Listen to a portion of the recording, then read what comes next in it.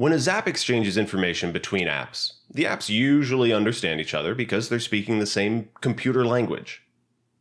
But sometimes, miscommunication can happen if information from one app is in a format that looks weird to another app. With Zapier's Formatter tool, you can transform text, numbers, and other data into the format that you need. Say you're building a Zap that sends a customized email to people who fill out your Google form. Your form asks for full names, but you only need their first name for the email. It would sound strange to use someone's full name for a custom email, right? So you add a formatter step to your Zap, and it will split the text into the format you prefer. And that's just a simple example. There's so much more you can do with the formatter that we'd need an entire course just to show you everything. So instead, let's briefly go over the four main things Formatter can do. Transform text.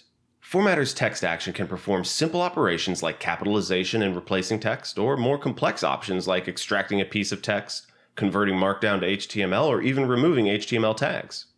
Transform numbers. You change the format of a number, currency, or phone number.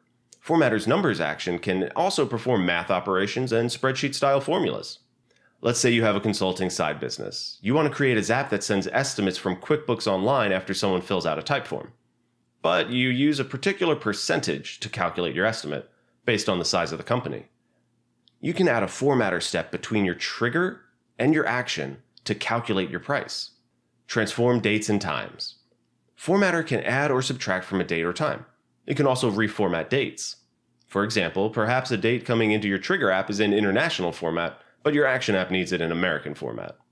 Formatter's date-time action can convert the date to your desired format before sending that information to the next step. Perform utility functions. Formatter's utilities action can import CSV files and convert text to line items, among other things. Let's say you're using a Zap to gather Wufoo submissions in a Google Sheet. Your survey asks each person for the top 5 activities they want to do on your team retreat.